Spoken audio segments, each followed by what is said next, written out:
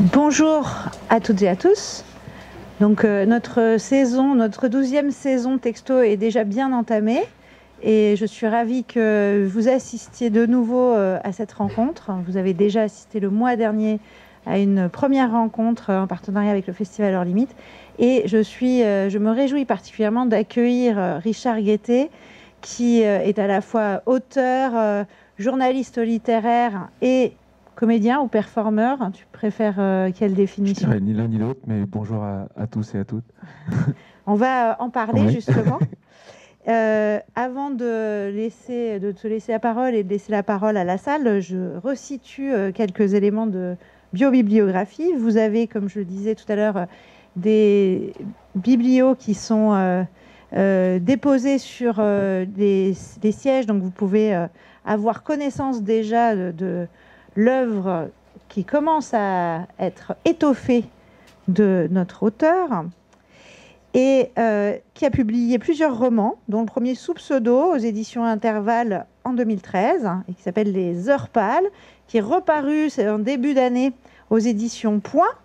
Il y a bien d'autres livres dont on parlera. Je ne pense pas qu'on aura le temps de parler de tout. Contrairement à lui, je n'ai pas pu lire l'intégralité de son œuvre, donc là, je déclare déjà forfait. Bien que le jeu, c'est que l'intervieweur soit à son tour interviewé aujourd'hui. Et tu as animé pendant près d'une décennie, si je ne m'abuse, l'émission Nova Bookbox sur Radio Nova. Tu t'es lancé dans l'aventure Bookmakers en 2020, une série d'émissions diffusées en podcast sur Arte Radio, à raison de 3 longs entretiens par auteur, selon des longueurs variables, dont plusieurs ont été transcrites et publiées aux éditions Point en collaboration avec Arte Éditions. Et par un heureux hasard, parce que les grands esprits se rencontrent, il s'agit de 3 auteurs que nous avons nous aussi invités. Mais si, au courant de la dernière décennie, Nicolas Mathieu, Alice Zeniter et Maria Pourchet. C'est fou. C'est dingue, hein? C'est génial. Donc il fallait qu'on t'invite obligatoirement. Donc moi je propose qu'on commence justement par écouter le début de l'épisode de la série Bookmakers avec Maria Pourchet. Montée à Paris sur le cheval de ses ambitions balsaciennes, Maria Pourchet a attendu d'avoir 30 ans pour se mettre à écrire alors que ses décisions étaient déjà prises au CE1. Pourquoi ?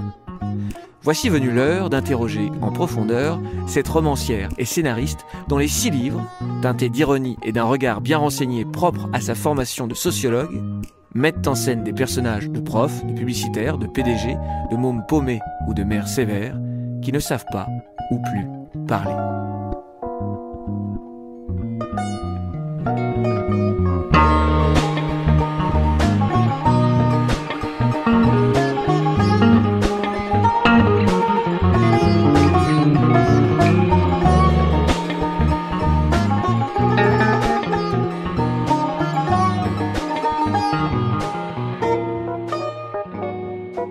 Bonjour Maria Pourchet.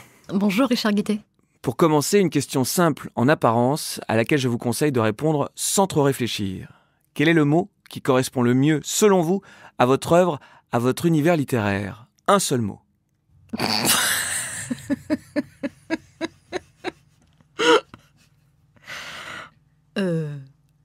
Illusion. Illusion au sens qu'est-ce qui va triompher d'une réalité insuffisante ou douloureuse? Parce qu'on ne peut pas se prendre le réel en pleine face. Parce qu'il faut plus. Parce qu'il faut survivre.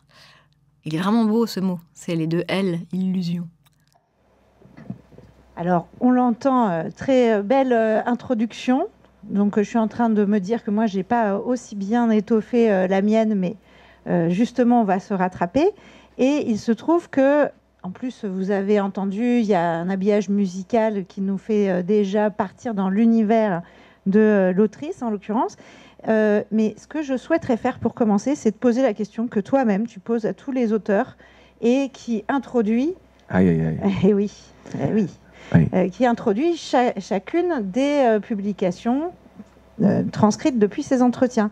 C'est-à-dire, je reprends ta rituelle question, en l'occurrence, une question simple en apparence à laquelle je te conseille de répondre sans trop réfléchir. Quel est le mot qui correspond selon toi à ton œuvre, à ton univers littéraire? Un seul mot.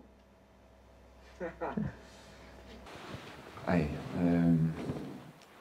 Je devrais m'y préparer parce qu'effectivement, j'ouvre chaque entretien depuis 3 ans par ça. Et souvent, le mot choisi est quand même une excellente porte pour... En fait, souvent, ils font ce qu'on appelle en documentaire la promesse. Le mot permet d'annoncer ce qui va se passer dans les 3 heures qui vont suivre. Donc là, évidemment, je suis absolument décontenancé par la question. Je pense qu'il doit quand même y avoir quelque chose en rapport avec le mot anticonformisme. Mais c'est un costume un peu grand, ce mot-là. Parce qu'en fait, l'idée, c'est ce que j'essaye de faire depuis, on va dire, au moins le début de mon travail à la radio, donc depuis 2011. Avant, j'étais journaliste de presse écrite en presse magazine. Pas forcément sur la littérature, mais disons depuis 2011, c'est de questionner les formes dans lesquelles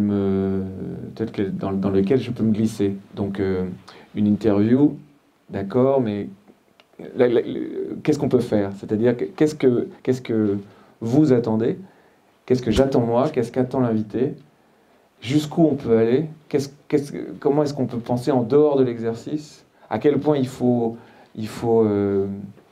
s'amuser avec les règles de cet exercice, les contourner, et quand même remplir la mission qui nous est offerte, donnée. Voilà. Et en littérature, j'essaye un peu aussi, enfin même pas mal, de faire ça. C'est-à-dire que si on me demande, on me commande un récit documentaire sur, par exemple, une ascension du Mont Blanc, alors que je ne fais pas de sport et que je ne connais pas la montagne, j'essaye de me demander quels sont les grands récits d'ascension du Mont Blanc, qu'ont fait de grands ou de grandes professionnels de la montagne, comment ils écrivent, quelles sont leurs émotions, quel est le vocabulaire technique, et comment je peux m'approprier, moi, ces règles-là pour pouvoir en faire quelque chose qui peut vous surprendre, même si vous ne connaissez pas la montagne, et les récits documentaires et montagnards vous ennuient. Voilà.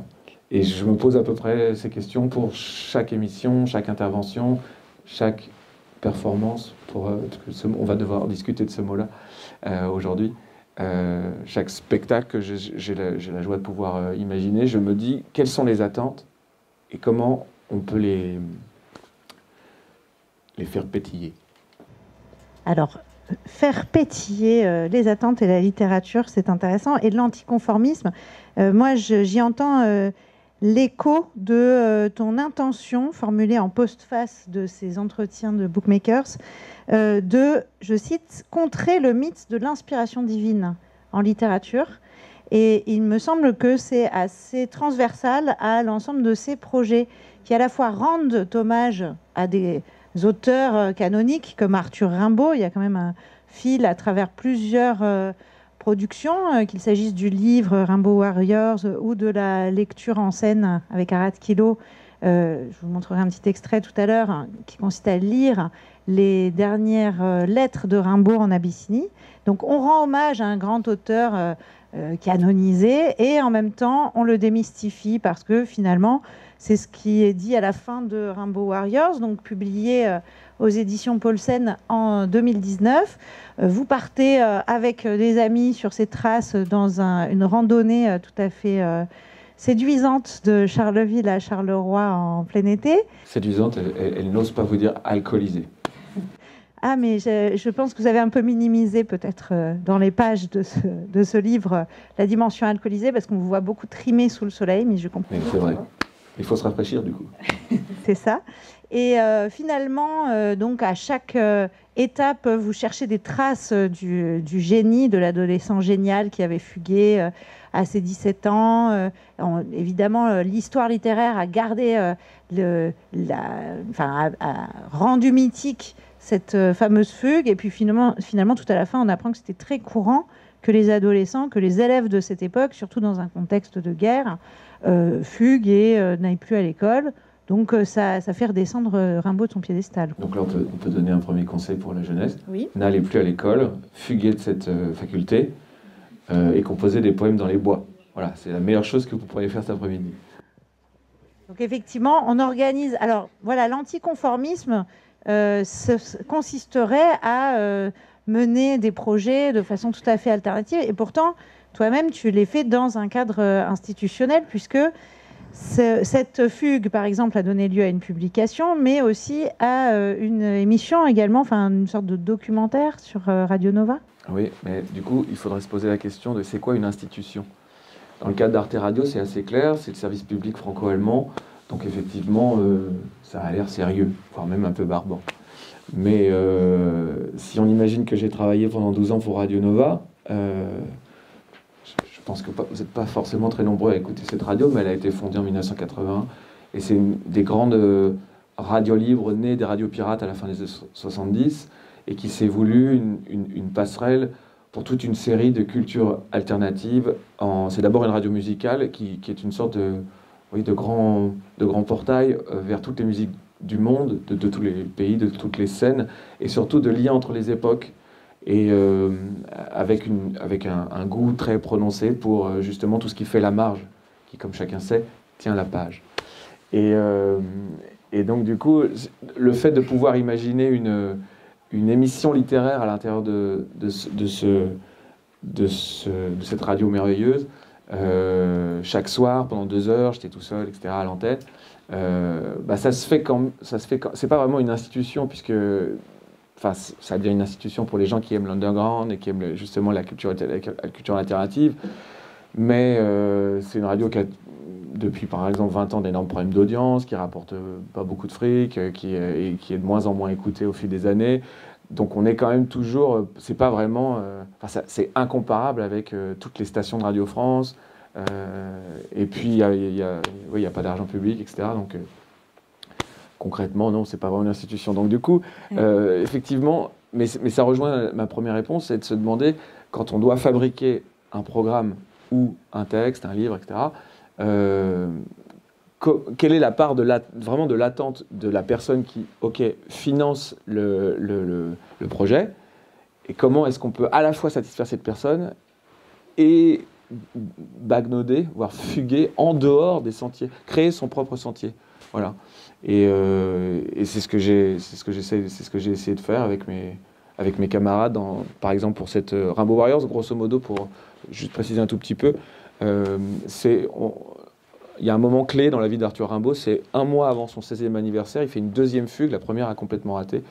Et pendant 4 semaines, il se promène entre Charleville, qui est l'endroit où il habite, et Charleroi, où il espère trouver un job de journaliste, parce qu'avec sa mère, ils ont été abandonnés par le père. Elle élève 4 enfants dans une misère assez coriace de paysanne ardennaise. Et lui, il se dit qu'il en a vraiment ras-le-bol d'avoir si peu de fric. Et il a aussi ras-le-bol de l'autorité de sa mère, donc il se casse pour essayer de devenir, parce qu'il a un vrai talent de plume déjà à 15 ans. Il remporte tous ses concours scolaires. Et on lui a dit peut-être que tu pourrais devenir journaliste à Charleroi. Bref, mais sauf que pendant parce que vu que c'est quelqu'un d'absolument qui est très difficile, il a un très mauvais caractère, il n'a aucun ami, il refuse toute autorité. Et donc du coup, son entretien avec un directeur de journal est absolument exécrable et ça se passe très mal. Et pendant ces 4 semaines-là, il va écrire ce qui est la première pierre de son œuvre, qui s'appelle Les Cahiers de Douai, qui je crois a été au programme de bac de français cette année, dont il y a certains des poèmes les plus mondialement célèbres, Le Dormeur du Val, Ma Bohème, Au Cabaret Vert, etc. Et ce qu'on a essayé de faire, je dis on parce qu'on était 11 sur la route, c'était à la fois de raconter la reconstitution de cette fugue, étape par étape, ville par ville, pendant une semaine sur, pour le dire vite, 111 km, et le making-of de ces cahiers de Douai, c'est-à-dire de pouvoir expliquer le plus précisément possible comment un garçon de quasiment 16 ans arrive à accoucher de ces poèmes-là, et dans quel état de colère, dans quel état de nerfs même, parce que c'était vraiment un garçon très nerveux, il a voilà, bon, ce genre de choses. Mais à l'intérieur de cet exercice-là, c'est-à-dire parce que pendant cette semaine, on a fabriqué... Bonsoir. Bonsoir. Il y avait je m'étais donné 2 missions différentes. C'était d'arriver à enregistrer un podcast pour Radio Nova, donc un documentaire de 4 épisodes d'1 heure qui raconte ce que je viens de vous dire. Et moi, j'avais déjà dans l'idée de pouvoir aller plus loin à travers un livre, une sorte une enquête podologique, pédestre, à travers là-dedans. Et ça, dans les 2 exercices, le podcast documentaire et le bouquin, ont eux-mêmes, on attend déjà des choses, et moi je me demande à chaque fois, mais comment je peux faire pour le moins m'ennuyer possible et de surprendre, même à l'intérieur d'un exercice qui a l'air, bon, bah, ils sont partis faire un reportage, oui, mais alors du coup, il faut que vous ayez de la surprise à chaque épisode ou toutes les 10 minutes, et pareil, dans l'organisation du livre, comment est-ce que je peux à la fois satisfaire les attentes et j'ai l'impression que je vais répéter beaucoup de fois les mêmes idées. Je suis vraiment désolé par avance. Mais pour la dimension surprise, là, c'est, je ne sais pas si on peut parler de teaser de l'opération immersion. C'était une sorte parce qu'on est dans l'équipe, il y avait une réalisatrice de documentaire vidéo. Et du coup, elle a filmé beaucoup d'images. Au départ, on pensait qu'on allait aussi faire un documentaire vidéo, mais c'était un peu... On a beaucoup trop bu. Donc du coup, les images ne sont pas forcément toujours exploitables. Il existe une version un documentaire de 55 minutes, mais qu'on va garder pour nous, qu'on n'a pas mis en ligne. Mais à partir de ce film-là, elle s'est quand même dit que ce n'était pas inutile de faire une bande-annonce du podcast, qui a sur le papier aucun sens, mais voilà. Donc c'est la bande-annonce du documentaire radio, la voici en vidéo. Avec le logo Nova. Donc je vous mets juste un petit extrait. Radio Nova. Voilà. Juste un petit extrait pour montrer que la surprise, elle est un peu de tous les instants. C'est-à-dire une lecture de poème au micro du contrôleur. Je peux dire pourquoi ? Ah bah oui. Parce qu'en fait, ce poème a été composé sur cette ligne de train entre 2 villages belges dont j'ai oublié le nom. Et elle s'appelle « Rêver pour l'hiver ». Et du coup, on s'est dit, puisque à un moment, c'est un des rares moments où il marchait pas, il avait encore un tout petit peu de blé pour prendre un billet de train. Et la ligne est toujours en fonctionnement. Donc du coup, on était dans le train. Et vraiment, c'est expliqué, il dit poème composé sur la ligne, non. Et une fois qu'on était dedans, on s'est dit, mais ce serait marrant quand même que dans le micro du contrôleur, on puisse lire le poème. Et c'est ce que vous allez voir. À elle, rêver pour l'hiver. L'hiver, nous irons dans un petit wagon rose avec des coussins bleus. Nous serons bien et nous prendrons du temps à trouver cette bête qui voyage beaucoup. Arthur Rimbaud, en Vingo, le 7 octobre 70. Mais ça vous a permis de nous voir en short, ce qui est quand même sympa. Et c'est pas fini, hein. Tu le sais. Oui. Non pas qu'il y aura une performance à la fin, mais on a quelques traces vidéo. Alors, ce qui est intéressant aussi, tu parles d'anticonformisme, mais tu parles aussi, toujours dans la postface, de mission de service public. Bah oui. Voilà. Et donc, je fais un lien qui est peut-être audacieux, mais est-ce que c'est pour ça que tu juges utile, lorsque tu interroges des auteurs, de parler aussi des aspects matériels inhérents au métier et qui permettent d'ailleurs aussi de démystifier la posture de l'écrivain qui serait l'écrivain bohème qui vivrait d'amour et d'eau fraîche et de fugue, pour montrer que l'auteur, en fait, il s'inscrit dans un travail d'équipe avec toute la chaîne du livre. Non, mais mission de service public, c'est quelque chose que je prends très très au sérieux parce que, grosso modo, il y a énormément de fantasmes autour du métier d'écrivain ou d'écrivaine. C'est-à-dire qu'en gros, on imagine que c'est des gens qui sont visités par les muses de l'inspiration tous les matins. Et même si ça marche pas très fort pour eux, c'est pas grave. L'important, c'est vraiment le geste, le métier passion, comme on dit. Alors qu'en fait, évidemment, plus on explique quelle est la réalité matérielle, économique, comment dire, la discipline quotidienne du travail, quels sont les obstacles rencontrés pour faire naître un personnage, pour faire naître une intrigue, quelles sont les relations avec un éditeur ou une éditrice, comment est-ce que ça... Qu'est-ce qui se passe sous le capot d'un... On imagine qu'un cerveau est un capot d'un écrivain. Voilà, plus on le dit, plus on le documente, en fait, plus j'imagine que pour les écrivains ou écrivaines en herbe, c'est facile de se projeter. Moi, quand j'ai commencé à écrire, en fait, je pense que j'aurais adoré qu'il existe une série documentaire comme ça où des auteurs et autrices en activité, connus ou pas connus, expliquent vraiment ce que ça représente, ce que ça veut dire qu'écrire, mais dans tous les aspects, c'est-à-dire de la naissance timide d'une vocation, les premières nouvelles, le dialogue peut-être ou pas avec des parents qui sont sensibles à la lecture. Et ensuite, le premier livre, très souvent écrit dans sa chambre sans savoir s'il va être publié, et la sortie, l'insuccès, comment est-ce qu'on se remet au travail malgré l'insuccès, et comment est-ce qu'on apprend petit à petit à se diversifier ou à faire naître d'autres formes, comment est-ce qu'on s'entraide entre camarades, parce que vu que c'est une activité longue et solitaire, il est souvent très important d'être entouré de confrères et de consoeurs qui eux-mêmes ont pour étrange lubie de fabriquer des histoires. Et je pense, oui, que c'est important de l'expliquer, mais jusque dans ses plus petits détails, c'est-à-dire l'avaloir, c'est-à-dire que l'argent que la maison d'édition donne à l'auteur avant que le livre ne se fasse, qui est souvent dérisoire. C'est important de donner les sommes, c'est important de savoir... alors d'accord, vos livres ne marchent pas. En gros, pour résumer, il y a environ 80 écrivains en France qui vivent de leur plume, alors qu'il y a 700 romans qui sortent à chaque rentrée littéraire, donc il y a un énorme problème.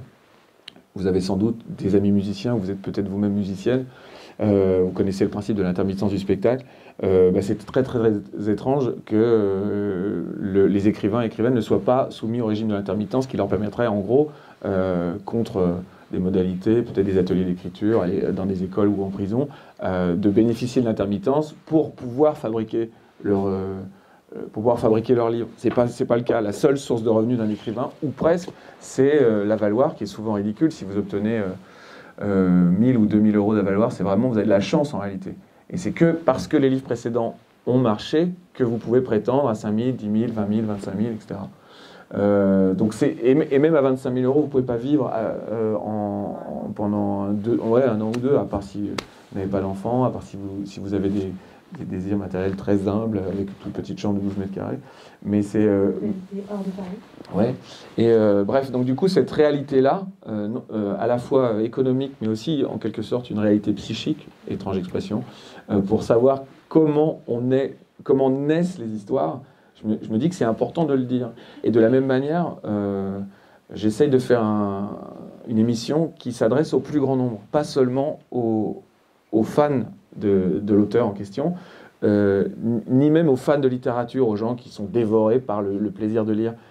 J'essaie de vraiment d'expliquer le plus possible pour que tout le monde puisse comprendre ce dont on parle. Grosso modo, mes parents ne sont pas des intellectuels. Ma mère lit très peu, et je me dis toujours, elle ne le fait pas, mais si ma mère appuyait sur play en écoutant mes émissions, dont elle est très fière, hein, je vous rassure, il faut qu'elle puisse se dire, faut qu'elle soit jamais perdue. C'est-à-dire que même si on manipule des concepts et des références qui sont parfois, pas toujours, mais parfois un peu complexes, il faut que toutes les clés de compréhension lui soient données. Si Maria Pourchet explique abondamment sa passion pour Romain Gary, je ne pars pas du principe que la personne qui m'écoute sait qui est Romain Gary. Je redis. Et je redis, et pas seulement avec la fiche Wikipédia, je redis dans la spécificité, avec des détails qui me paraissent très éclairants, pas juste des repères biographiques. Romain Gary était quelqu'un qui avait l'habitude de... Voilà. Et ça peut prendre 30 secondes, mais le faire à chaque fois permet d'avoir un accompagnement qui est un palier vers une conversation plus poussée et un point de détail. Voilà. Et ce qui est très intéressant, c'est que à la fois ça te permet de parler du style, parce que c'est là où on entre un peu dans la technique littéraire, et donc de rendre accessible l'œuvre au plus grand nombre, tout en passant des heures et des heures à en parler, alors qu'il y a une réputation d'inaccessibilité de la littérature dans les médias, à tel point qu'aujourd'hui, il n'y a quasiment plus d'émissions littéraires sur les grandes chaînes de radio et de télévision. Oui, et puis même, si vous voulez, peut-être que vous écoutez France Culture de temps en temps, c'est pas du tout mon cas, parce que je m'y retrouve pas la plupart du temps. J'exagère un peu, je caricature pour me faire comprendre, mais grosso modo, il existe depuis des siècles de grandes masterclass, de grandes séries d'entretiens avec les plus grands écrivains de la planète. sur France Culture, mais je ne me sens pas concerné. C'est-à-dire qu'il y a parfois, je me souviens, même pas forcément sur Culture, sur Inter, je me souviens il y a 2 ans d'un entretien avec Christine Angot par Laure Adler. Je me suis dit, c'est incroyable que dans les 15 premières minutes, il n'y a aucune explication sur qui est Christine Angot, sur quoi repose son œuvre. Je me suis dit, mais c'est fou. C'est-à-dire qu'on part du principe que les gens savent exactement quels sont les grands... Alors qu'il faut... Je l'ai fait dans le dernier, il se trouve que la dernière invitée de Bookmaker, c'est Constance Debré, qui a parfois cité Christine Angot parmi ses influences.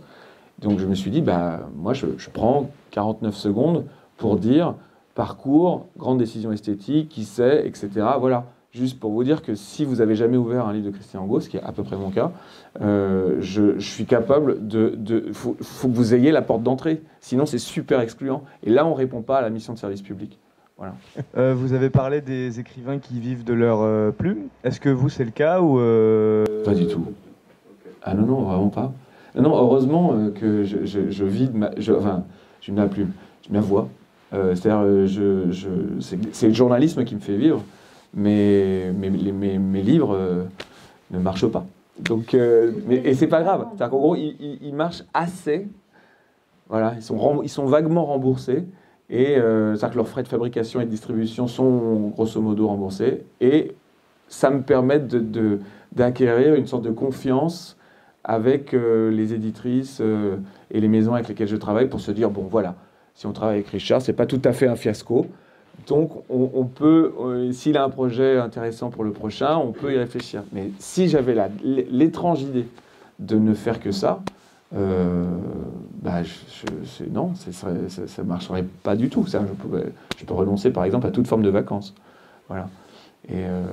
Et c'est le cas, c'est important, vraiment c'est important, vous devez le savoir, hein, mais je suis étonné parce que ça fait partie des choses que je répète le plus souvent depuis 20 ans. C'est le cas de la plupart, la quasi-totalité des écrivains et écrivaines autour de moi et en général. C'est-à-dire que qu'est-ce que tu fais en plus de la littérature? C'est quoi le boulot à côté? Parce que ça ne marche pas, vraiment. C'est quand la foudre du succès tombe sur quelqu'un, c'est vraiment, la plupart du temps, un énorme coup de bol. Vraiment. Alors, on parlait de Maria Pourchet tout à l'heure, quand on l'a invitée, je crois en 2016, même si elle publiait chez Gallimard, c'était sous les radars, elle était méconnue, et elle faisait, elle l'est peut-être toujours, elle était scénariste aussi à côté. Donc elle l'est toujours. Oui. Et donc là, en fait, c'est le succès un peu de toutes les femmes sauf une, puis de Feu, qui l'ont vraiment propulsée dans une autre sphère. C'est-à-dire que le succès de librairie correspond évidemment à de meilleurs revenus. Et donc une activité qui évolue en fonction de ça. Mais les auteurs les plus connus sont aussi les plus sollicités. Enfin, il y a quelque chose... Oui, c'est le fameux cercle vertueux. À partir du moment où ça marche, ça marche. Alors, vertueux, mais il faut du temps pour tout ça. Et si on revient donc à la dimension, certes pragmatique, mais aussi transdisciplinaire par goût de ton travail, c'est que, ce que je trouve particulièrement intéressant, c'est que tu déclines des projets littéraires dans différents formats et qui se font écho. Parce que c'est pas... je fais, par exemple, j'enseigne et à côté...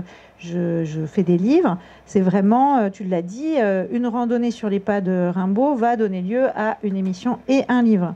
Et dans ce livre sont cités d'autres projets.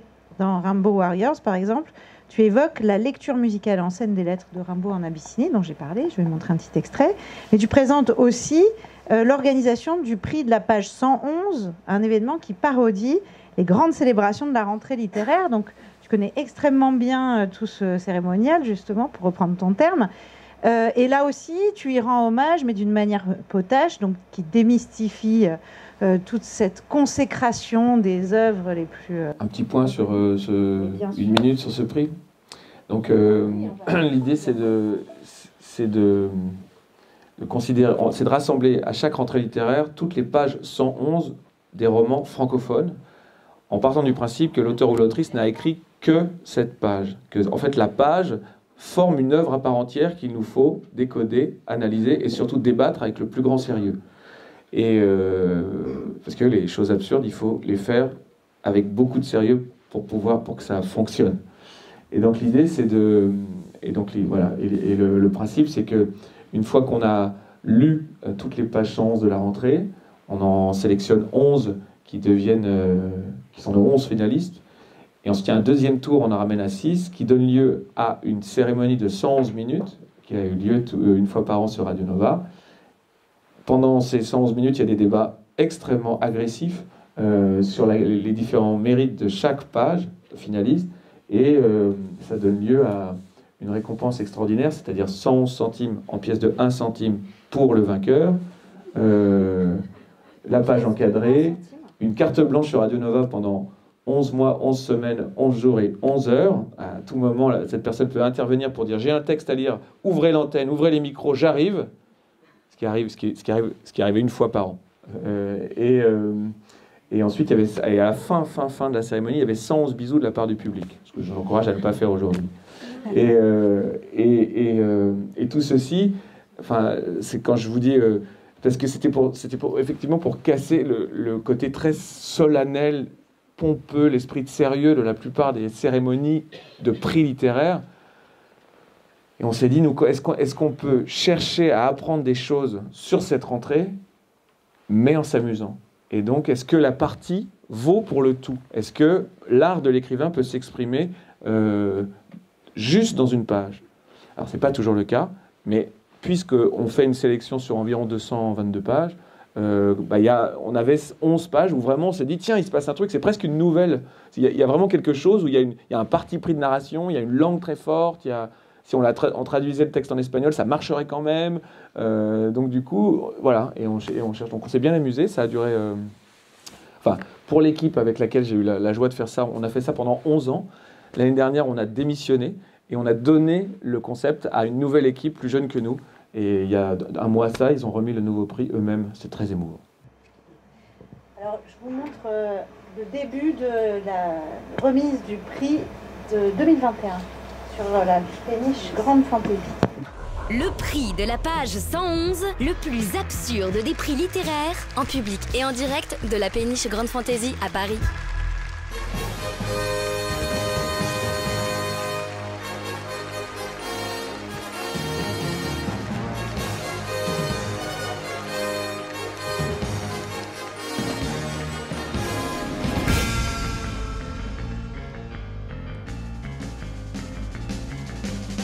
Parce qu'un bon livre, ouvert à n'importe quelle page, doit pouvoir amuser, intriguer, instruire, choquer, blesser ou tourmenter son lecteur ou sa lectrice.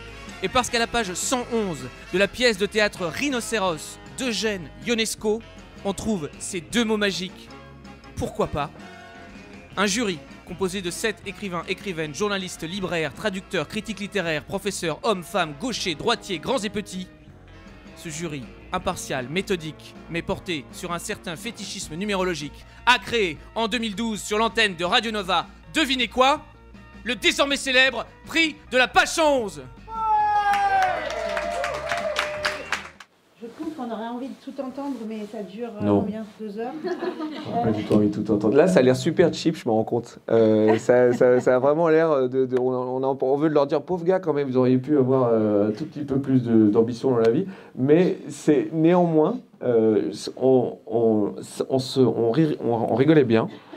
Et ça a quand même, au fil des années, susciter un intérêt à la fois pour les auditeurs et pour les spectateurs, un petit peu pour le milieu littéraire, les critiques, etc., pour l'aspect sérieusement drôle ou drôlement sérieux. C'est-à-dire c'est un peu ce qu'on essaye de faire. Est-ce qu'on peut apprendre en s'amusant? Je pense toujours que l'humour est un ingrédient indispensable à tout, et que les choses les plus compliquées, en fait, si on arrive à les expliquer...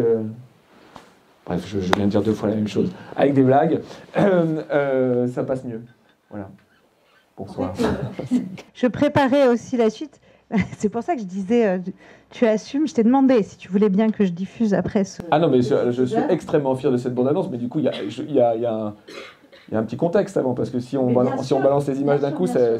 Ouh là là. Le petit contexte, c'est que justement, on a dit tout à l'heure qu'on allait reparler de ce concept de performance.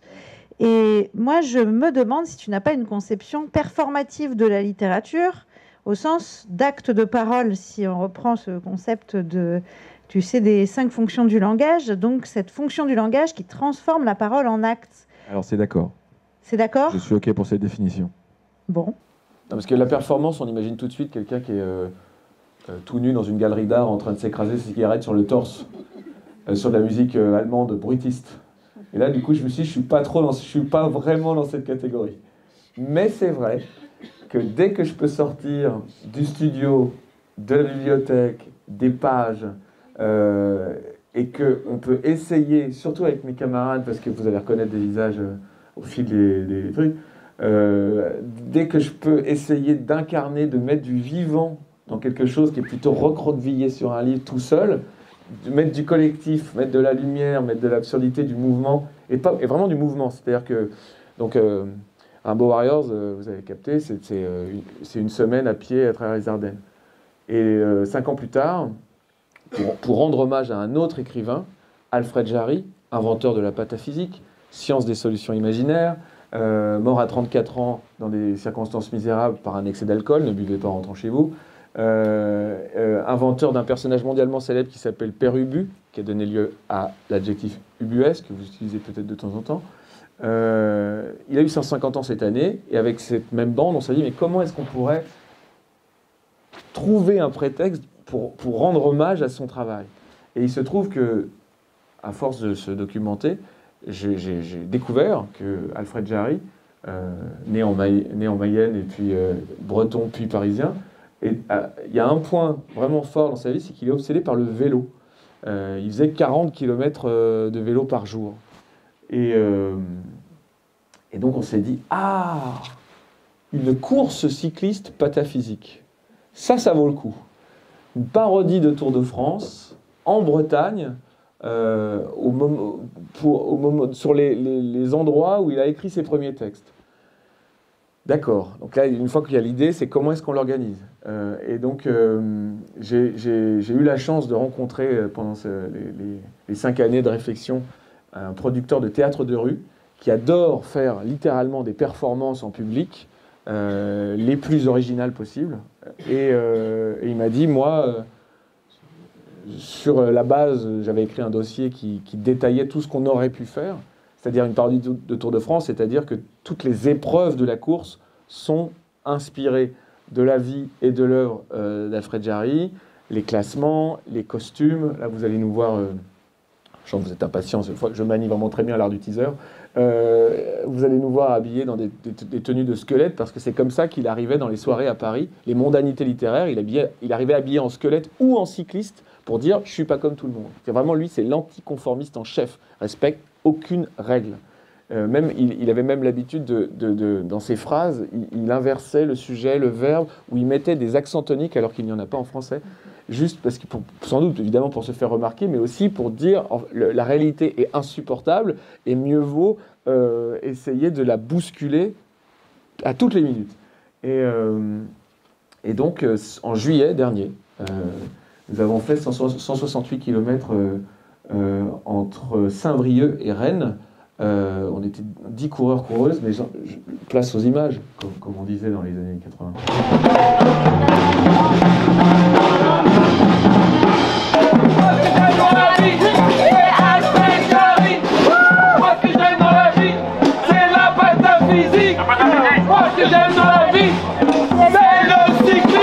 J'arrive est une course cycliste pataphysique et bretonne qui est partie samedi dernier de Saint-Brieuc et qui est arrivée tout à l'heure dans la cour du lycée Émile Zola de Rennes.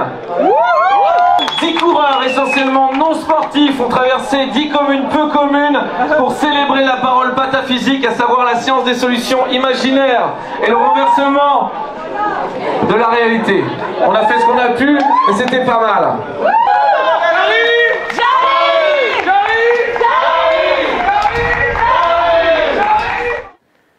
J'arrive, voilà. Et donc l'idée c'est d'en faire... Là, cette fois-ci, il va y avoir un film qui tient debout. Il va y avoir un podcast en 4 épisodes de 25 minutes. Et j'aimerais bien en faire un livre également. Et voilà. Qu'est-ce que je peux dire de plus? Vous êtes peut-être un peu accablé. Alors, moi, je continue dans ce cas sur ce décloisonnement entre, On peut le dire comme ça. entre les disciplines littéraires, et tes livres eux-mêmes sont truffés de références. On l'a vu avec Rainbow Warriors, mais je pense aussi à L'aimant, roman magnétique d'aventure maritime, qui est présenté là-bas dans la petite exposition qui est consacrée à ton œuvre livresque. Et ce roman est conçu comme la suite d'un récit de Jules Verne, déjà inspiré à l'époque d'un roman d'Edgar Allan Poe. Alors, on pourrait entrer dans le détail de l'œuvre, mais l'heure tourne. Et donc, moi, ce qui m'intéresse là, maintenant, tout de suite, c'est d'autres concepts d'analyse littéraire pour qualifier ta démarche: intertextualité, mise en abîme, palimpseste. Vous savez, le palimpseste, c'est l'idée c'est le principe de gratter un parchemin et d'écrire par-dessus. Donc, on est toujours dans la référence à ce qui précède. Alors, en préparant... Ça serait bien, et d'ailleurs, ça serait bien que ça cesse. Ah oui? Ouais. Là, je me dis, je l'ai beaucoup fait dans les 10 ou 15 dernières années, et je suis en train de me dire que j'en ai marre. Ça m'intéresse, parce que justement, j'allais te demander, est-ce que c'est encore pour jouer avec les procédés d'écriture, ou bien, là, je vais entrer dans l'analyse psychologique, je ne vous recommande pas du tout de faire ça, mais à force, je me suis demandé si ce n'était pas un jeu de cache-cache pour ne pas complètement assumer un style singulier, une crainte peut-être de manquer de légitimité face à tous les autres auteurs, parce qu'à force de les interroger, c'est peut-être quand même un peu intimidant. Je le sais parce que c'est ce que je fais. Raison et tort en même temps. Ah. Un peu tort parce que le premier livre ne s'appuie sur aucune référence. C'est vraiment le premier roman et une histoire autobiographique, quelque chose. Mon père a mené une double vie pendant 18 ans. Je l'ai découvert à 22 ans. Mais tu l'as écrit sous pseudo. Oui, alors je sais, n'allez pas trop vite. Et effectivement, mais le texte lui-même ne se là, effectivement, je viens d'être... Mon explication vient d'être sabotée. Non, mais c'est vrai. En fait, le texte a été écrit sans aucune référence, de manière très vulnérable, en quelque sorte, à ciel ouvert, sans chercher à faire le malin, etc. Mais, dans 6 mois avant la sortie, pour des raisons que vous imaginez bien, j'ai mis un masque. C'est-à-dire j'ai pris un pseudonyme pour simplifier en gros la vie de mes parents qui vivent dans une petite ville, et eux, ils allaient avoir à assumer les conséquences de ma décision de vouloir raconter cette histoire. Bon, et 10 ans plus tard, quand on me propose de le ressortir en poche, je le sors sous mon nom parce que ça va, c'est bon.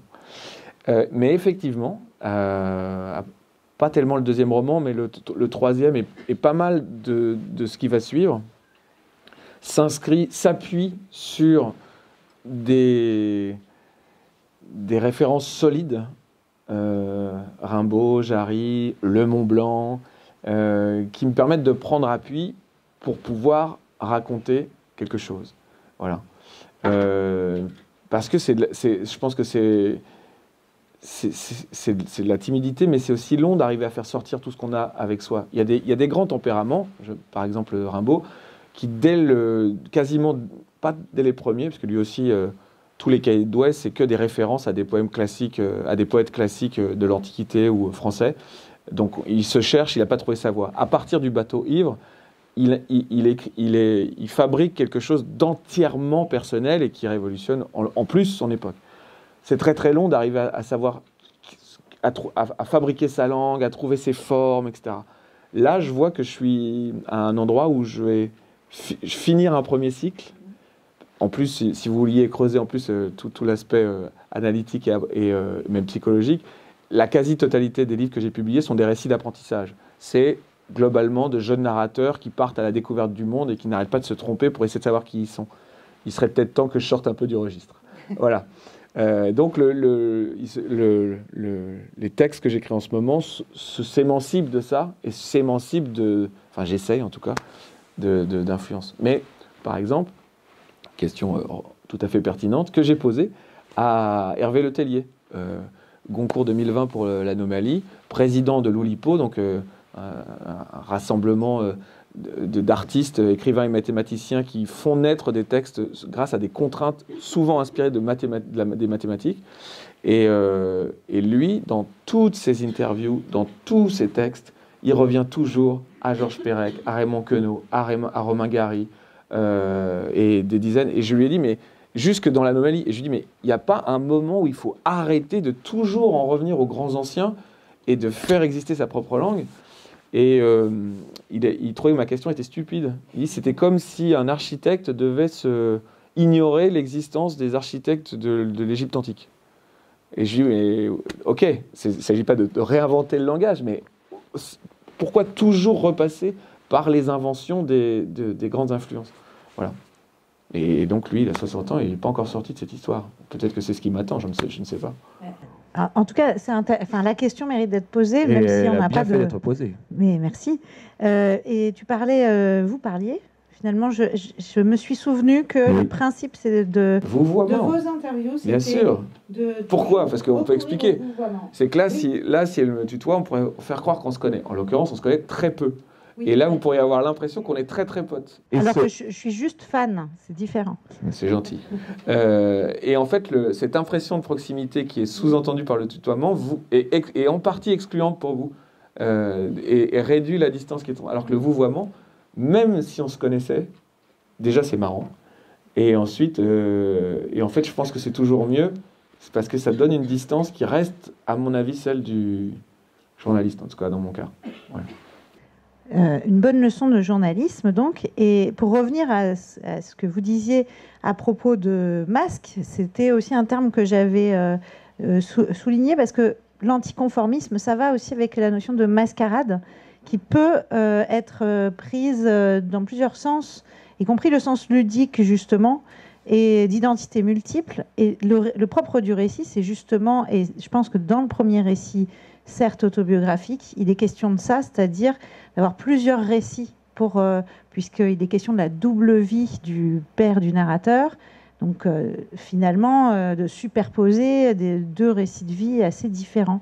Donc peut-être que c'est ça aussi qui peut être, donne lieu à inventer des récits différents, soit avec des projets type performance, etc., soit à travers des livres qui eux-mêmes font référence à des prédécesseurs, mais bon, c'est une hypothèse en tout cas de lecture, c'est-à-dire même dans l'autobiographie, le pacte autobiographique, encore une notion littéraire développée par Philippe Lejeune, consiste à demander au lecteur de croire ce qu'on va nous dire, alors même qu'il y a toujours un biais.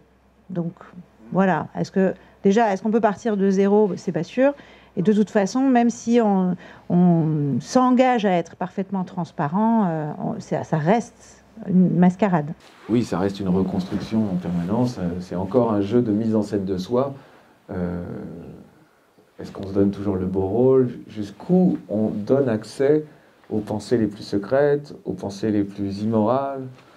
Je me rappelle sur ce sujet l'un des invités de Bookmaker, l'invité qui a eu le moins de succès, c'est un ancien critique musical de Libération qui s'appelle Bayon.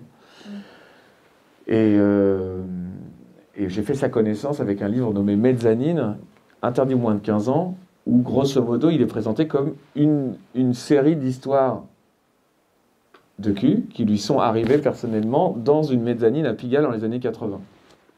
Elles sont sordides, scandaleuses, absolument illisible en public, tellement si je faisais le choix de vous en lire une, il y aurait 3 personnes qui quittent la salle en disant c'est dégueulasse, c'est pas pour ça que je suis à la Sorbonne. Et quand je le rencontre, n'ayant jamais vu autre chose qu'une photo de lui, je suis un peu intimidé. Je me dis oh là là, quel sale type ça doit être. Et en même temps, je trouve que le travail sur la langue, sur le courage de se dévoiler à ce point-là, m'a super impressionné en tant qu'auteur. En tant que lecteur, pardon, mais par la suite en tant qu'auteur, lapsus intéressant.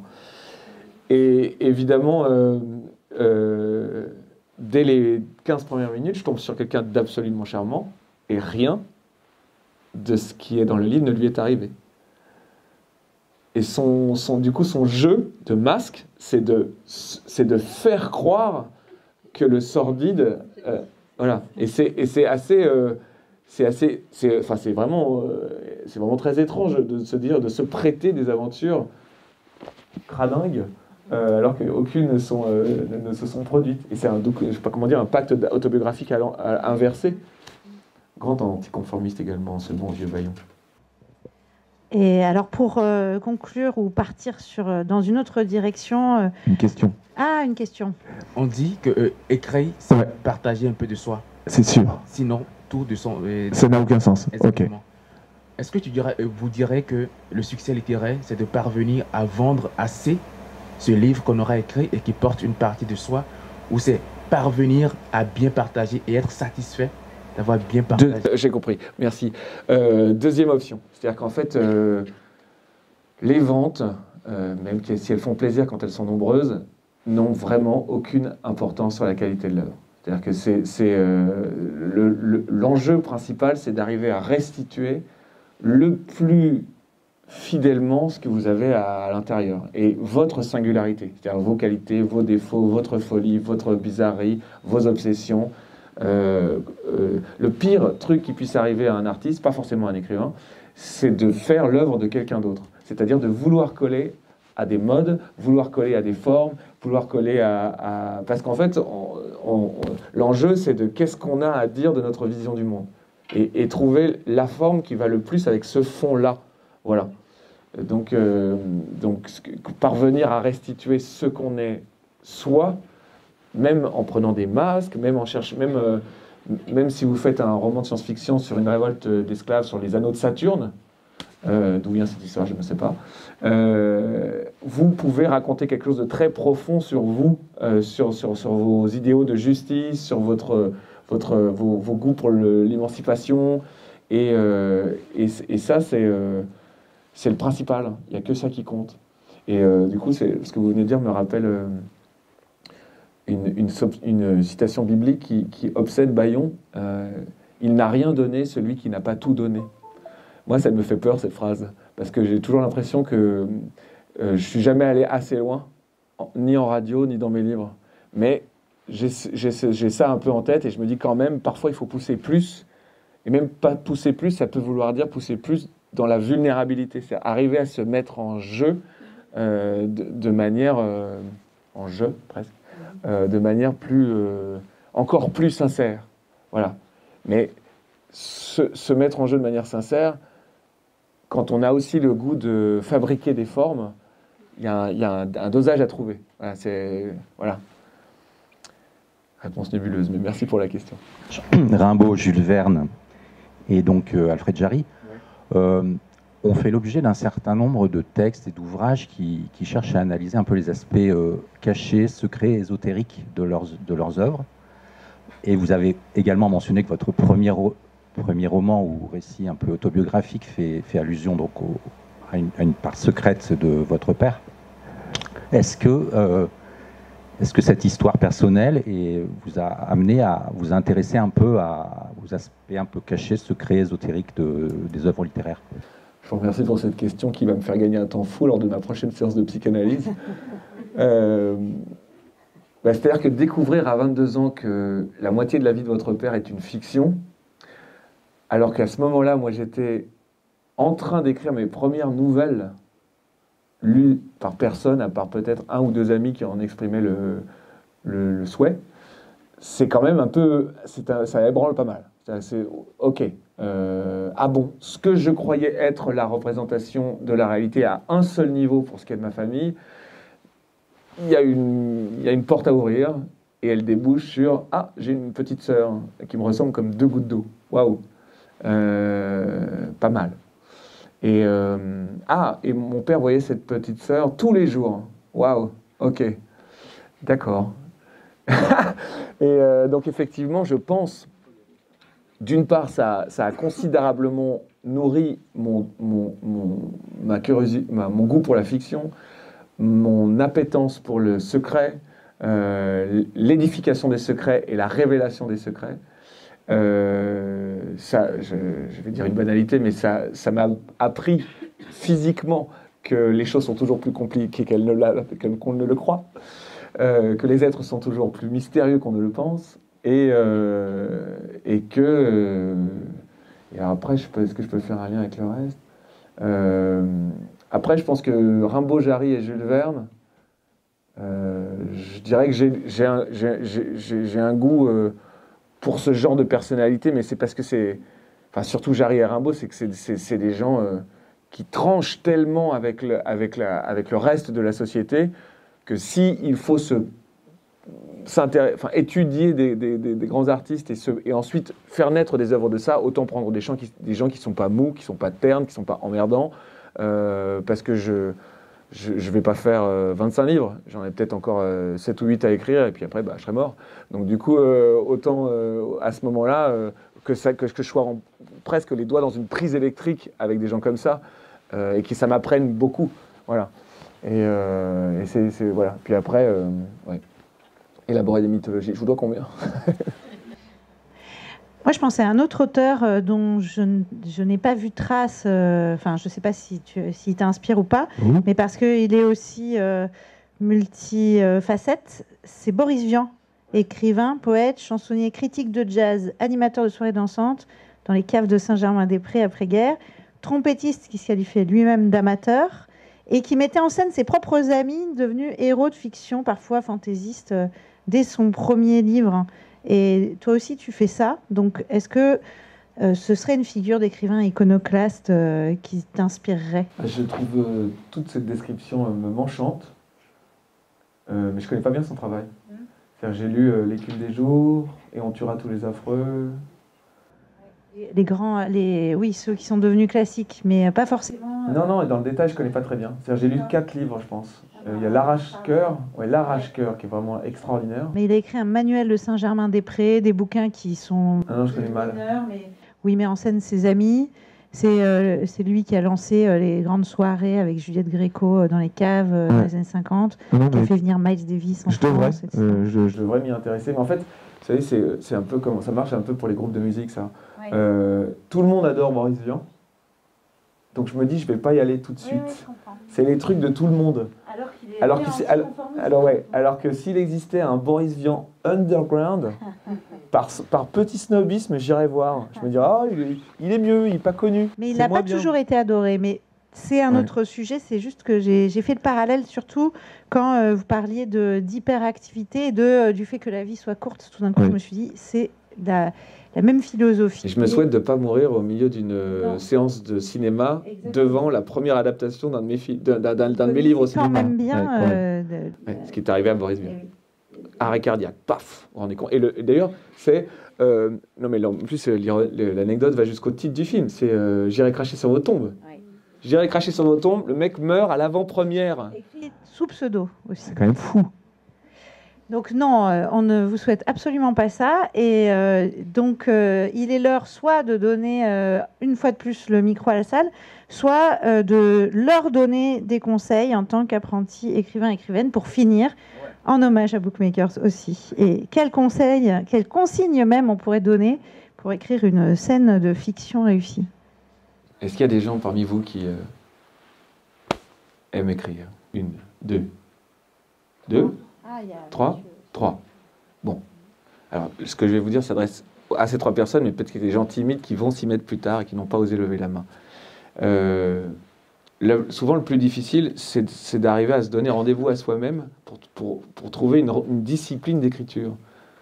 Et ce que j'ai coutume de dire et qui marche à chaque fois, c'est n'écrivez qu'1 heure par semaine, mais à heure fixe. C'est-à-dire, vous vous dites, tiens, le dimanche à 11h, je suis à peu près sorti de la gueule de bois de la veille et je peux couper mon téléphone, ne plus aller sur les réseaux sociaux, ouvrir un document Word et avancer sur un texte pendant juste 60 minutes.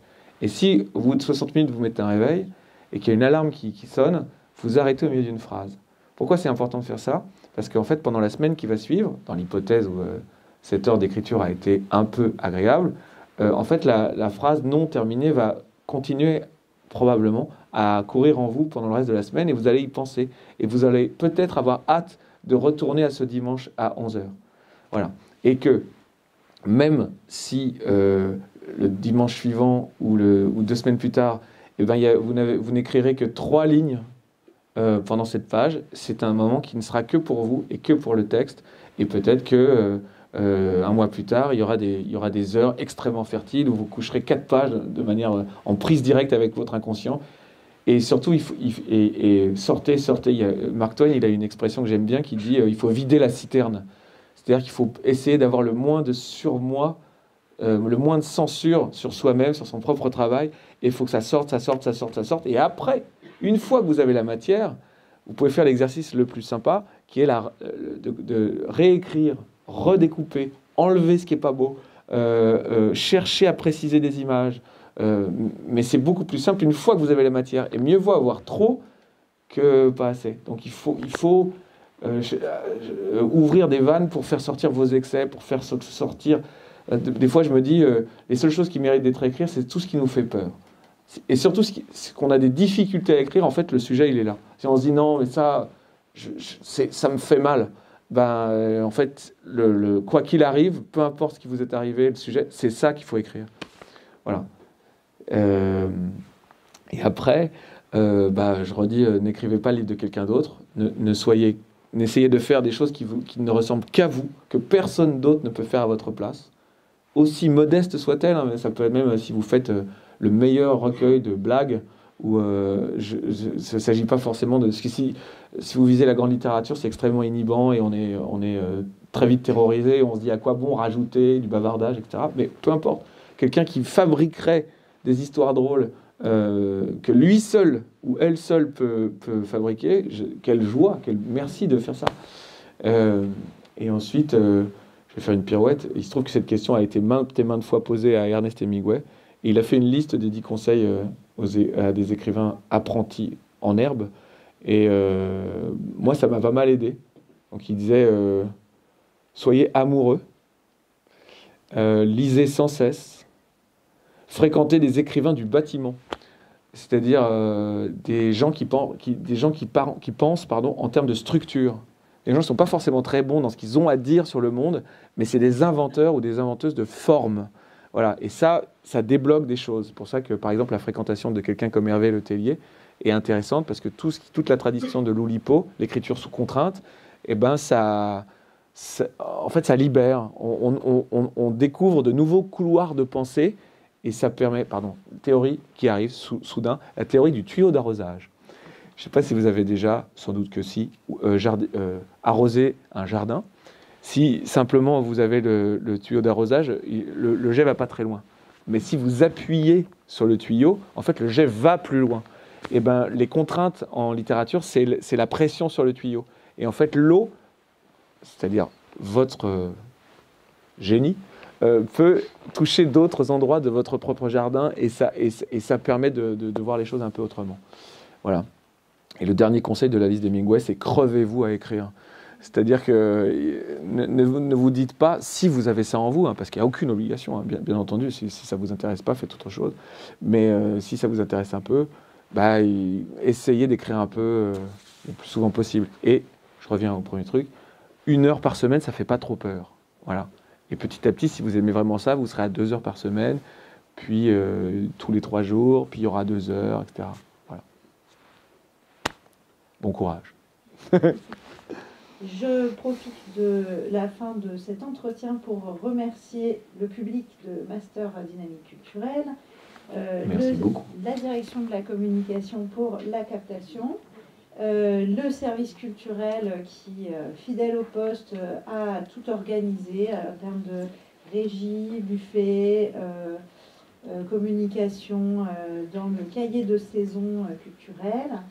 L'ABU qui nous accueille avec panache dans ces beaux locaux, les UFR lettres, langues, sciences de l'homme et des sociétés, et l'UFR les sciences de la communication qui contribuent à financer ce dispositif. Merci beaucoup. Et bien sûr, un grand merci à Richard Guettet pour ses réponses et puis l'ouverture vers un univers riche et varié. Donc je vous invite à lire son œuvre et à l'écouter et à aller la voir sur scène aussi. Merci.